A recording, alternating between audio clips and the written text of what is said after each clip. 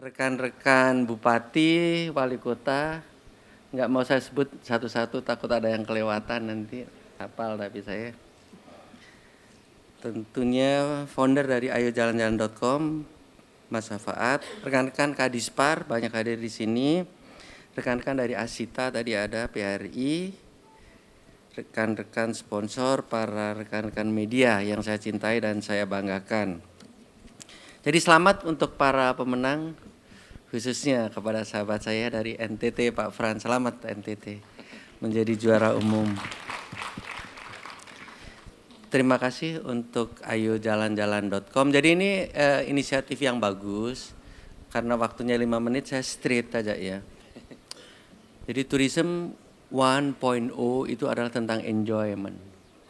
Tourism 2.0 itu tentang experience. TripAdvisor bilang tidak ada yang lebih hebat daripada menjual experience. Dan itu kita harus ikuti itu. Karena dia adalah influencer terbesar di dunia sekarang. Tadi saya bilang ke Mas Safaat, kelak kamu harus menjadi seperti TripAdvisor. Jadi reference pariwisata di Indonesia harusnya ayojalanjalan.com. Namun itu tidak cukup. Setelah enjoyment, experience, ini kalau pakai digital sangat mudah. Namanya engagement. Jadi kita harus engage. Nah ini kita mulai meng-engage. Jadi orang-orang terutama anak-anak muda di-engage. Dan mudah kalau menggunakan digital, angka 53.000 itu digital kecil sekali. Pariwisata halal yang hanya sebulan aja udah lebih dari 100.000. Tapi poin saya lakukanlah itu, jangan berhenti di sini. Jadi rekan-rekan, terutama para pemenang, ini mahal sekali tuh harganya. Jadi Anda udah dapat nih. Lakukan terus dengan digital. Kenapa sih harus digital? Satu, lifestyle udah berubah. Bagi Anda yang tidak percaya digital, Anda udah terlalu tua. Percaya sama saya. Kalau Anda tidak tergantung dengan Google, Anda terlalu tua. Hidup ini terlalu susah untuk tidak menggunakan Google. Nah, daripada dibilang tua, mending pura-pura ngerti lah minimal. Satu, lifestyle sudah berubah. Yang kedua, 70% dari wisatawan itu, baik Wisman maupun Wisnus, 70% Pak, search and share menggunakan digital media. Kalau Anda tidak menggunakannya, Anda terlalu tua. Begitu pergi Pak, otomatis sudah kita. Saya mau pergi ke satu tempat, nggak enak disebut ada orangnya semua. Pasti langsung kita search apa daerah. Tapi statistically 70%. Dan yang ketiga ini ekonomisnya. Digital media itu efektivitasnya 4 kali lipat dibandingkan dengan konvensional media. Jadi kalau kita punya uang yang sama, Pak Gubernur, Pak Bupati hati-hati. Uangmu terbatas, saya tahu APBD-nya terbatas. Dipotong lagi kan. Agar efektif, gunakan digital media. Gunakan anak-anak muda di daerah kita masing-masing. Di sekolah-sekolah semua udah ada internet. Saya mohon Pak Bupati, Pak Guru datang minta anak-anak muda, pasti mereka mau. Dan ini kesempatan bagi kita yang belum menjadi destinasi utama untuk jauh lebih cepat. Tadi ada quotation dari saya. The more digital, the more personal. Artinya apa sih? Kita itu tahu persis siapa customer kita. Jangan khawatir nanti. Siapa yang suka diving, siapa yang suka surfing, siapa yang suka cultural event. Kita tahu dengan tepat Pak. Maka kita bisa promosi dengan tepat kepada seluruh community diver seluruh dunia itu dengan tepat kita tahu. The more personal. The more digital, the more professional. Dan terakhir nih, the more digital, the more global. Once kita ada di media digital, kita bisa diakses dari seluruh dunia hampir tanpa biaya. Bapak nggak akan kuat masang TVC, satu TVC aja Pak. Lebih dari kalau dirupiahkan, $5.000 itu 65 juta, nggak akan mampu itu bupati-bupati. Gitu. Apalagi dari Mandeh jauh uangnya nggak ada. 65 juta, 30 second TVC itu, 65 juta. Tapi kalau digital media kan hampir gratis. Oke. poin yang lebih utama adalah the more digital, the more global. Oke, saya percepat. Hari ini Kemenpar melakukan Rakornas, udah diputuskan kita go digital karena tidak ada kemungkinan lain. Banyak yang protes ke saya agar menutup online travel agent seperti orang harus menutup Gojek. Saya bilang no return point, no return point. Saya bilang ke rekan-rekan Asita kalau ada lagi saya ulang di sini juga. Anda ada nggak yang tidak membawa handphone? Nggak ada. Semua orang bawa handphone. Kenapa? Karena handphone sudah menjadi basic need. Satu. Yang kedua saya tanya balik, kamu pernah lihat nggak wartel? Saya dulu di Rutelkom. Wartel itu tidak ada lagi, Pak. Jadi walk-in service, itu walk-in service namanya. Kalau kita mau datang menginginkan pelayanan, kita datang dengan kaki ke wartel walk-in service untuk telecommunication service.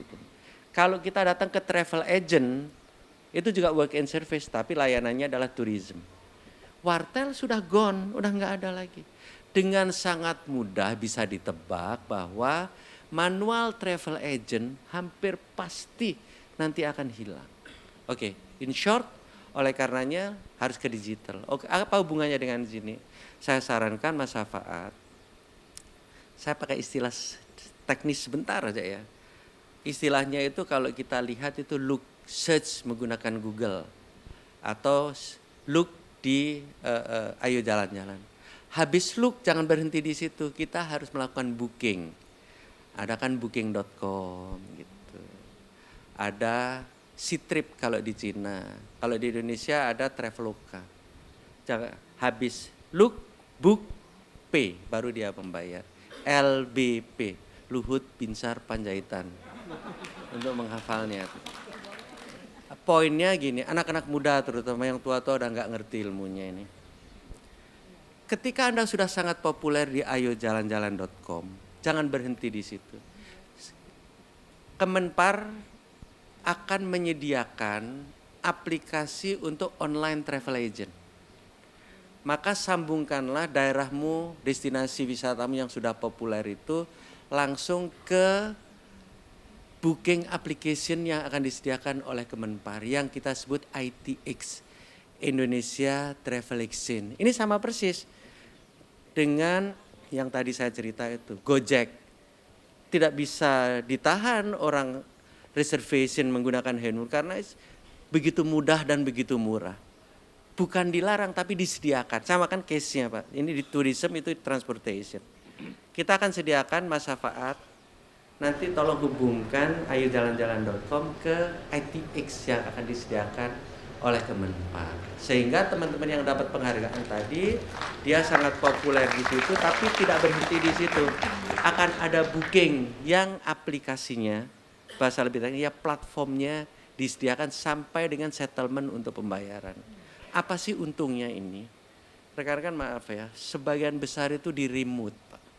Anda tidak akan bisa mengalahkan destinasi utama seperti Jakarta. Tetapi dengan menggunakan digital, mungkin sekali NTT bisa mengalahkan Jakarta. Ingat ya, the more digital, the more global. Once Anda di dunia digital, kita bisa diakses dari seluruh dunia. Oke. Ada case lainnya, kan ini ada Sriwijaya juga. Itu namanya atraksi, atraksinya sudah bagus. Yang kedua akses. Saya pasti dikritik orang, Anda mempopulerkan destinasi yang aksesnya susah. Ini kan aksesnya susah-susah. Saya pikir juga, kalau tidak pernah populer, mana ada nanti investor akan datang. Pak Lino nih tanggung jawabnya. Bangun. Dulu udah janji sama saya, sekarang saya tagih lagi itu. Akses harus dibangun. Lalu yang ketiga adalah amenities. Saya kasih saran langsung yang bisa jadi. Rekan-rekan langsung saja datang ke BTN atau bank lainnya yang mau, BRI juga mau, BNI juga mau. Untuk membangun homestay saya akan bantu Pak. Pak Frans mulai, rekan-rekan yang lain mulai silakan. Coba Pak Dadang berdiri, kamu jangan nggak tanggung jawab. Nah, beliau deputi pengembangan destinasi. Nanti Pak Dadang akan membantu. Homestay yang ada itu ada yang murah, tapi yang komersial pun nggak ada masalah. Yang komersial itu hanya dengan bunga KPR biasa. Yang murah memang lebih murah, tetapi harganya sekitar 120.000 lah kalau di daerah. Itu bunganya hanya 5% fix. Tenornya bisa sampai 20 tahun. Uang mukanya hanya 1%, cicilannya kurang dari 800.000. Saya harapkan masyarakat di sekitar kita akan mampu untuk membeli homestay di sana. Dan kita tidak perlu menunggu investor harus membangun resort yang besar. Nggak perlu. Jadi kita start aja.